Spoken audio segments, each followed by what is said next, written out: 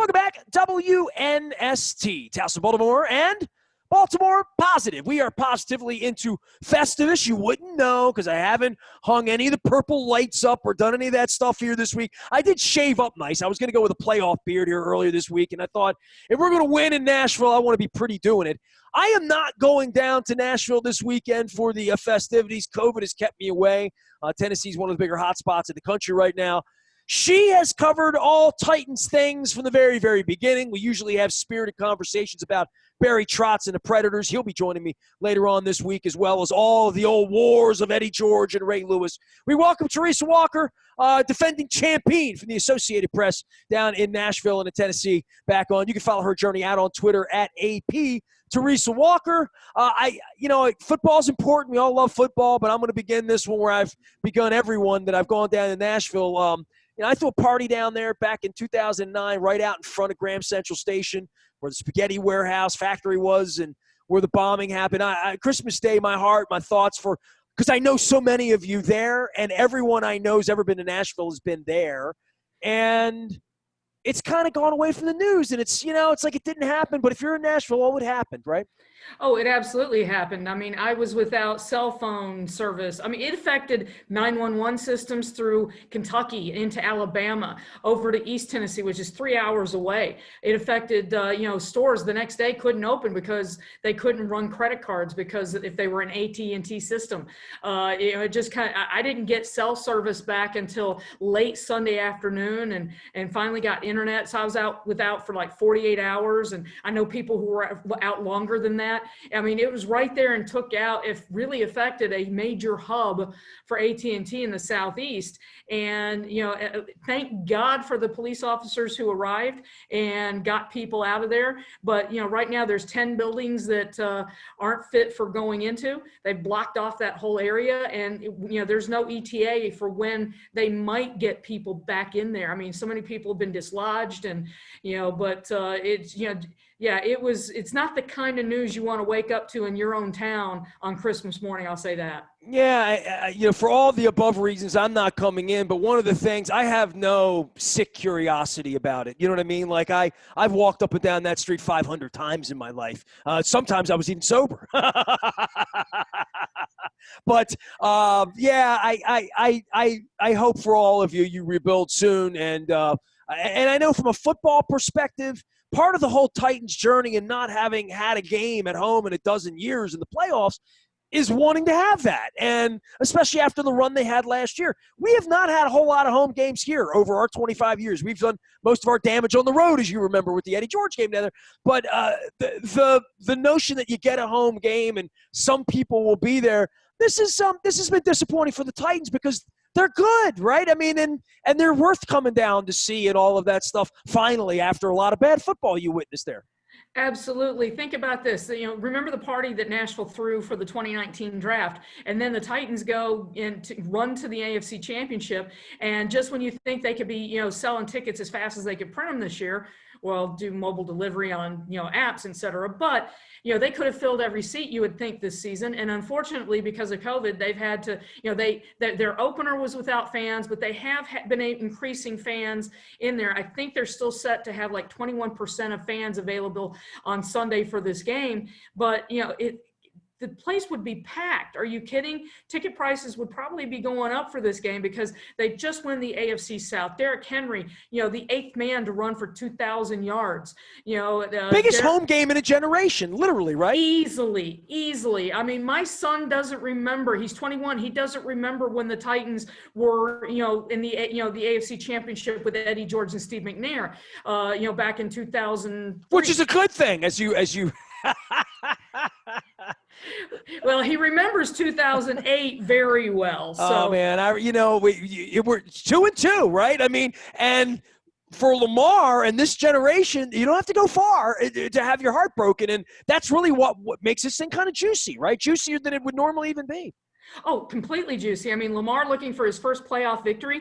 The Titans looking for their first playoff victory at home against Baltimore. Can the Titans, can Derrick Henry run them back to an AFC Championship game again for a second straight year?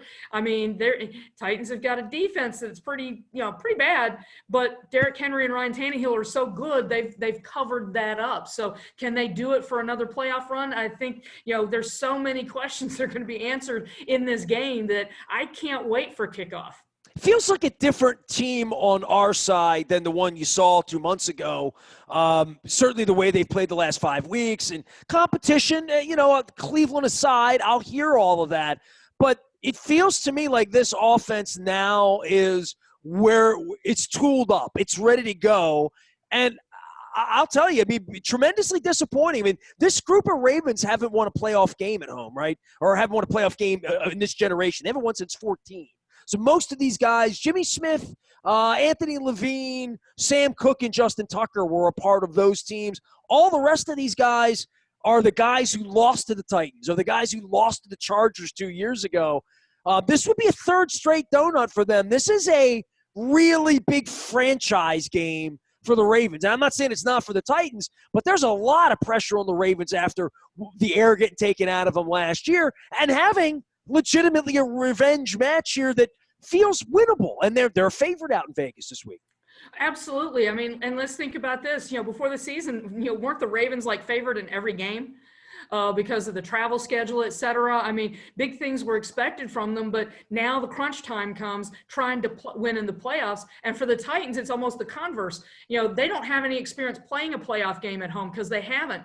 And, they've gone to Kansas City and won to go to a divisional game in New England. They won in New England last year to go to the divisional game in Baltimore and then got to the AFC Championship game in Kansas City. They have not played a game at home. This generation, forget it. I mean, Ryan Tannehill was, I think, still at Texas A&M when the Titans did play this game. So that's how, the gap is huge. There's no history for the players to draw on. Leave that to the fans, and Lord, they'll do that. In fact, I could remind you that Tom Abraham reminded me that of the party that you had in Nashville before that playoff game, the last one, with Steve McNair. Yeah. There's video of that. Yes, I've heard about that. So, but yeah, there's a lot of newness here on both sides. And you mentioned how well the Ravens are playing since that game with the Titans. The Titans, except for the game in Green Bay, they've been clicking pretty well as well. So, think about this. Well, I watched the Green Bay game, and I thought they look kind of chilly. The snow, for so many guys said that they wanted to go play in the snow, and then they get there and there's snow, and it's like, yeah, they did not look ready for that game so many different ways. It just, and that's the challenge. They're going to have to come out because of the way their defense still is. They're going to have to come out and click. They didn't click in Baltimore on the 22nd of November until kind of late in that third period into the fourth quarter. Then they really started clicking. They're going to have to do that from the opening coin toss on Sunday, in my opinion, to have a chance to win this game or any other game this postseason. Teresa Walker joining us here from the Associated Press down in Nashville, Tennessee. She covers all the sports down there, but has been on the Titans beat from the very, very beginning when they sort of got off the bus, sort of half finagle from Memphis at the old director set over there at the Vanderbilt, and then downtown, and now through all these years. You mentioned the Steve McNair thing, and I got to thinking about that because we did that event over at Limelight. That was the day before the event over at Graham Central, and the last time I was down there, 2 years ago, I looked, that was my birthday, actually, my 50th birthday. We played there that day. And I looked up, and there's just so many images throughout the stadium and around of Steve McNair. And McNair is still incredibly celebrated there. And when I think about the tragedy of all of that, I mean, last time I saw him was when I shook his hand and left him that night. 6 months later, he was dead. And I mean, there's no story like that in Baltimore sports history. There really isn't. Well, there's not that many sports stories like that in any city. I mean, let's be honest. I mean, this is a guy who, was co-MVP of the league with Peyton Manning one year, led this franchise to its lone Super Bowl appearance, took them literally to their second AFC championship game appearance a couple years later.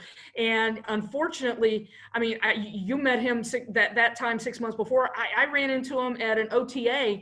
I think it was May of that year or June. And I was joking that, a colleague told me that I've got on my back wall over here a picture of me helping present the MVP award with my boss to Steve McNair after practice in 2004, because he didn't want to do it preseason. But you're absolutely right. When he was honored by the Titans into their kind of ring of honor, he went in with Eddie George, because those two are still paired. I mean, when you tell the story of the Tennessee Titans, we have now Derrick Henry, and Delaney Walker's added his name to that pile. But the people who cemented this franchise in Nashville, in Tennessee, Steve McNair, Eddie George, they're forever linked. And yeah, he will be a part of this franchise's history forever, because, this was the lame duck nomad team that nobody seemed to want until 1999. And that's when Steve McNair helped cement them into this state. And now you've got the owner is talking about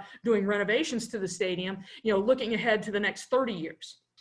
Well, I remember when it was just a pile on the side of the Cumberland River back in the day, when I was just sneaking in there and stumbling up Broadway every year past Ernie Tubbs' place there once in a while. But it's grown, and, I saw they had crazy divers off of buildings there. I got to stay away from it's crazy down there. It's like the New Orleans of the North or something going on. But at some point, once I get the shot in my arm and get the mask off, my wife and I will go down there. We'll be honky-tonking and drinking beer and having fun, and hopefully seeing Sheryl Crow at the Ryman or something good like that.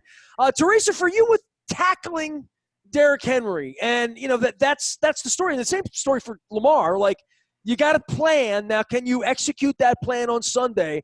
Are you going to wrap up all 6'4" and 260 pounds in a locomotive and bring them down to the ground? And are you going to be able to do that 26, 28, 32 times?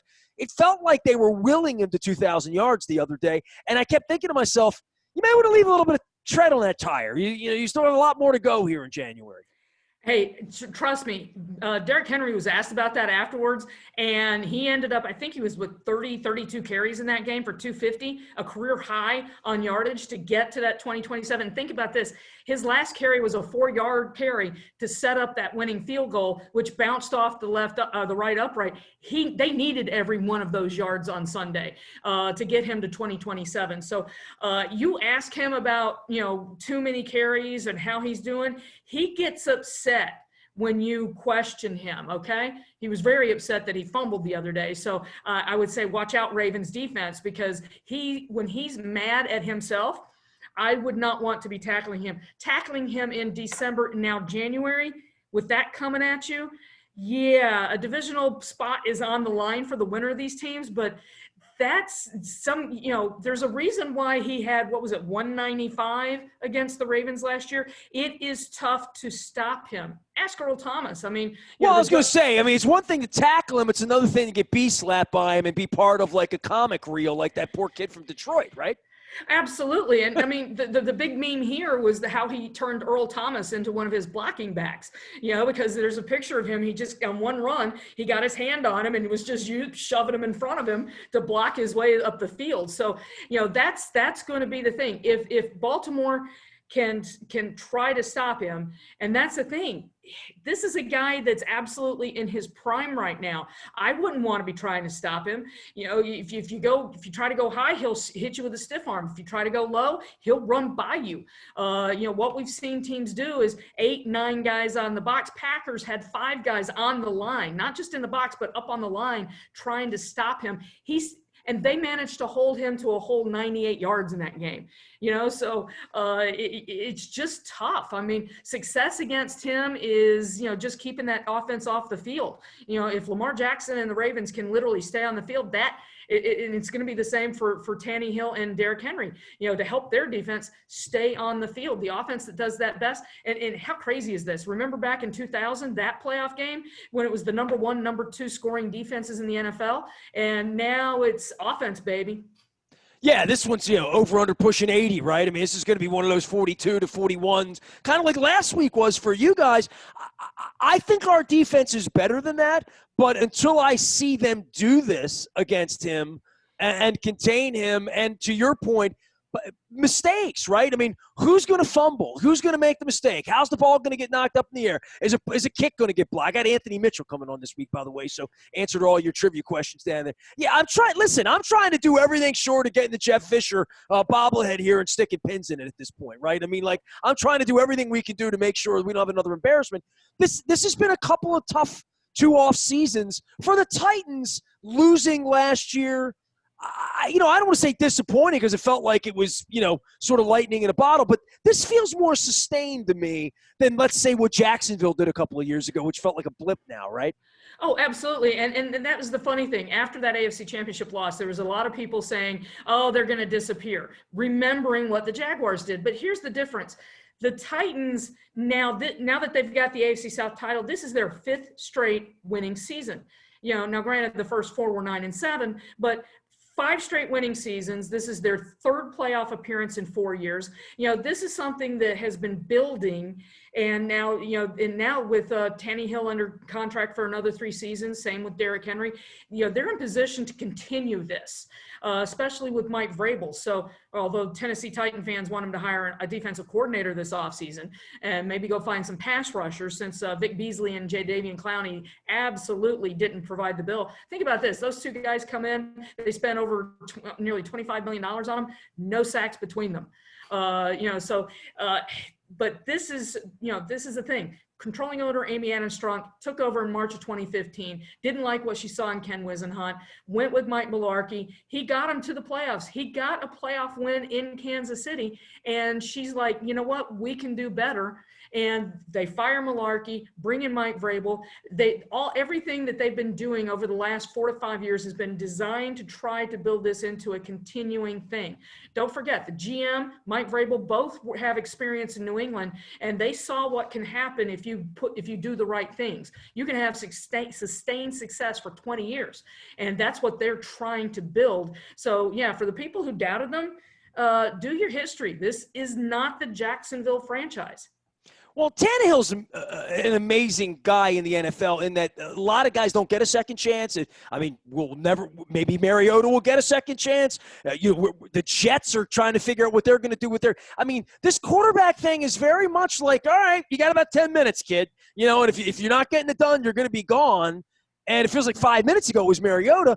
Tannehill went through all of that down in Miami in a tough environment and has found the second place where, it feels like he's capable of winning a Super Bowl. Certainly, and he certainly came of that pedigree when he came into the league. But when you come into the league and put a couple of 3-13s and 4-12s up and you get thrown out, you become a punchline. Oh, without a doubt. I'll be honest. When the Titans picked him up in a trade in March of 2019, I'm thinking, oh, yeah. Retread.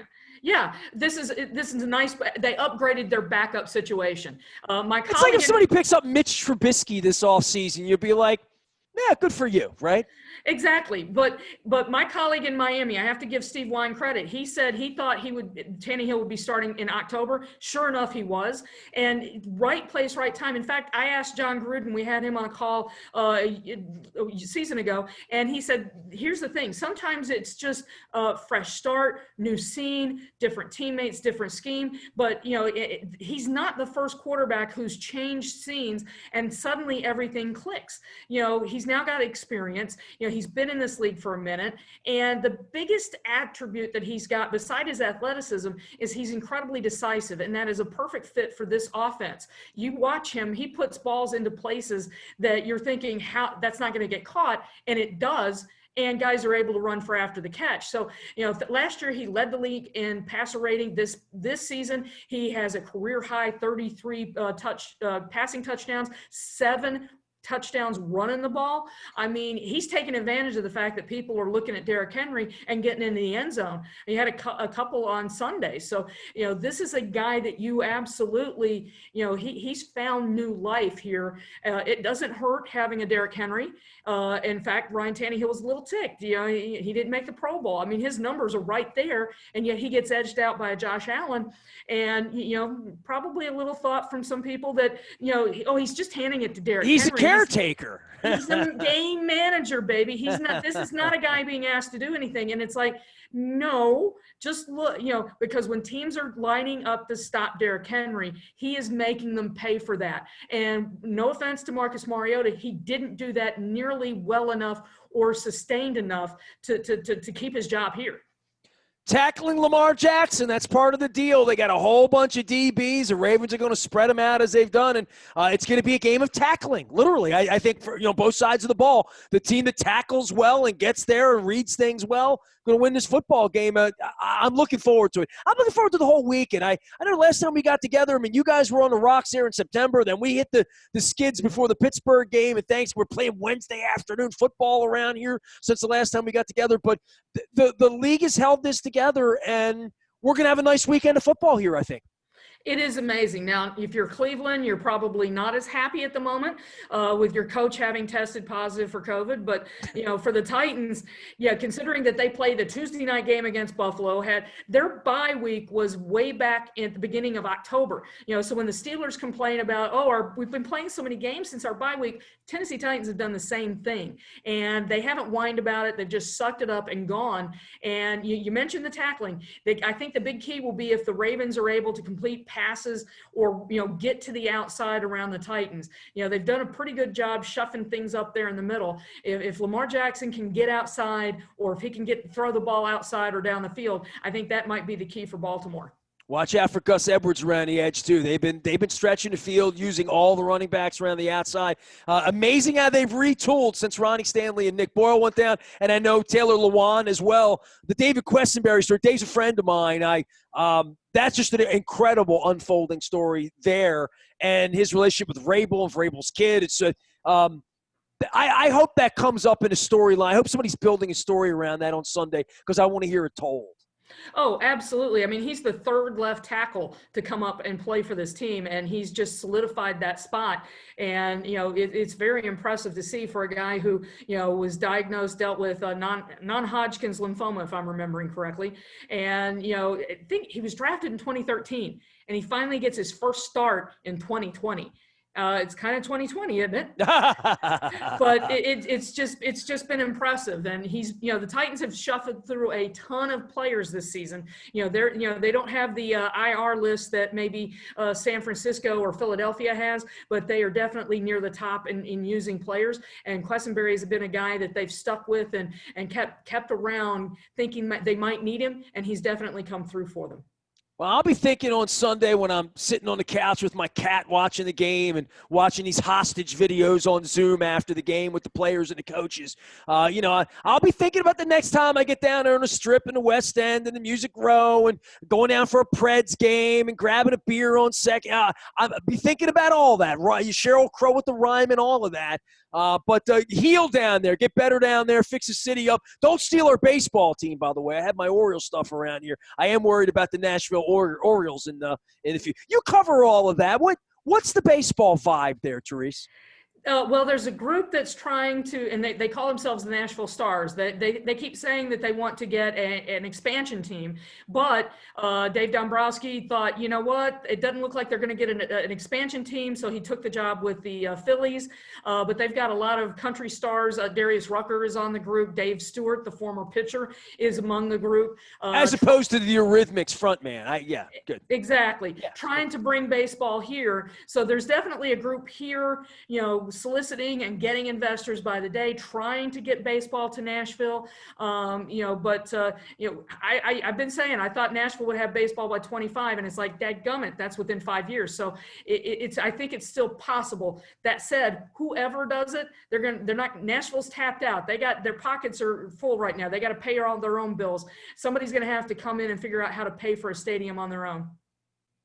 Well, I bet that's not John Angelo's, but you know, I am worried. This is the last year of our lease here, and I do know that his cowboy boots have been seen on Broadway and Second at various points down there. That he lives in your community, so we'll keep those lines of communication open. You know, we had that going on with Cleveland a generation ago. I can't believe I have to live with that again, and Indianapolis and all that. But you know, we're in Baltimore. You're in Nashville. You remember when you didn't have any teams, right? Literally.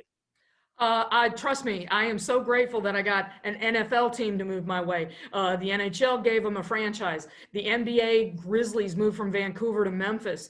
I didn't need MLS giving a franchise to Nashville, but they didn't ask me. So yeah, that's why I think an MLB team will be coming. I don't have enough time as it is to take vacation, so of course something's going to come my way again. Well, then good. Don't steal our baseball team. How about that? I won't steal it. I'm not saying somebody Hey, else I'll give you the won't. weekend off next week if the Titans lose this week, all right? I'll find something to do. We're just trying to have some fun here and keep our weekends full. I'm sorry I'm not going to be down there eating hot chicken with you. I'll be having some Royal Farms chicken up here in Baltimore, but stay safe down there. Wear the mask, wash the hands, and we'll play a good football game on Sunday. It's always great to visit with you, Teresa. Thanks for coming on. My pleasure, Nestor, and appreciate it. And yes, I can't wait for Sunday. There she goes, Teresa Walker. She can find her at AP Teresa Walker out on Twitter and at WNST.net. The AP served us for so many years. We're now at BaltimorePositive.com. All of our WNST work available now in the podcast audio vault. You can find it out on Stitcher, out on Apple iTunes and Google Play, all those places. Anywhere you want to listen to us, you can now access us. I remember when people say, I can't hear your radio station. Now we're all over the world, including Nashville. We are WNST.net, AM 1570 Towson, Baltimore, and we never stop talking. Baltimore Positive.